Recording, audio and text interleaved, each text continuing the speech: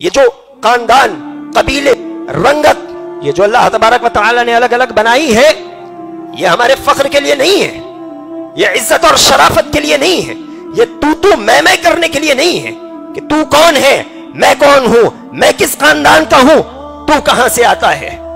اللہ نے کہا لِتَعَارَفُوا، یہ تمہاری پہچان ہے، بس پہچان ہے، پہچان سے بڑھ کر یہ کوئی چیز نہیں۔ یہ تمہیں نہ دنیا میں عزت دے سکتی ہے، نہ آخرت میں عزت دے سکتی ہے۔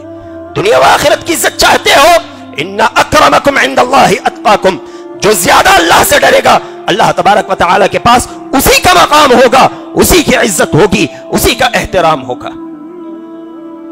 آدمی کسی اور چیز میں عزت تلاش کرے، یہ کیسے ممکن ہے؟ ابو ذر غفاری رضی اللہ تعالیٰ عنہ، آپ نے کسی کو کچھ کہہ دیا اور کہتے ہوئے یہ کہا کہ تم کالی ماں کے بیٹے ہو، تمہاری رنگت کا فرق ہے۔ خبر نبی علیہ السلام تک پہنچ گئی۔ اللہ کے رسول صلی اللہ علیہ وسلم نے انہیں بلایا اور کہا انک امرؤ فیک جاہلیہ، تم ایسے آدمی ہو جس کے منہ سے جہالت کی بو آتی ہے۔ یہ خاندان و قبیلے کا فرق کرنا جاہلیت کے اعمال میں سے ہے، یہ مومن کا شیوا ہو ہی نہیں سکتا۔ مومن تو تقوی میں اپنی عزت تلاش کرتا ہے، تقوی میں اپنا رتبہ تلاش کرتا ہے، اور اگر عزت چاہتے ہو، سربلندی اور اپنا مقام چاہتے ہو، تو ہمیں دینی معاملات پر عمل کرنے کی ضرورت ہے۔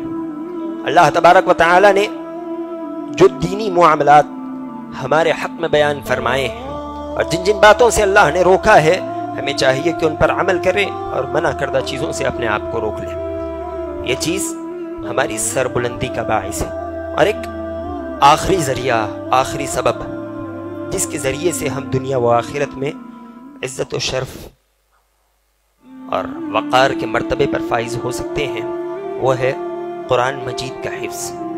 کہ جنگ احد کے وقت قبریں کھودی گئی اور ایک قبر میں 3-4 صحابہ کو ایک ساتھ دفن کیا گیا۔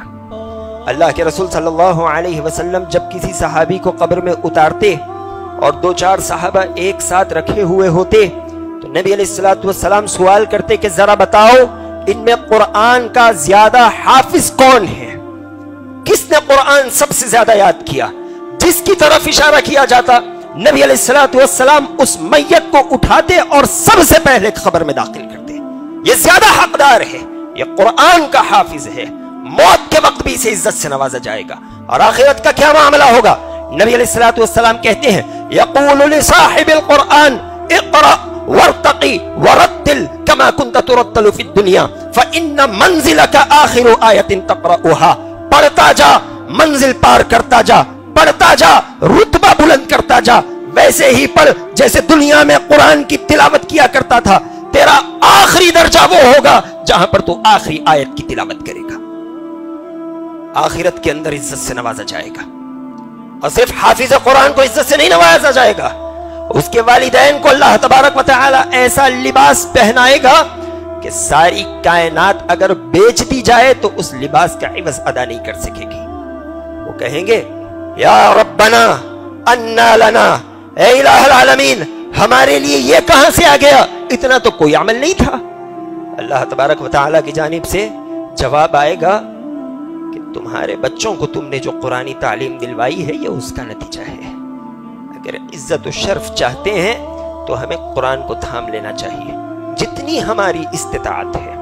اگر کوئی سارا قرآن یاد کر سکتا ہے نور علی نور، اسے تمام تر مصروفیتوں کو بالائے طاق رکھتے ہوئے قرآن یاد کر لینا چاہیے۔ دنیا میں بھی شرف، موت کے وقت بھی شرف، اور آخرت میں اس کے شرف کے کیا کہنے۔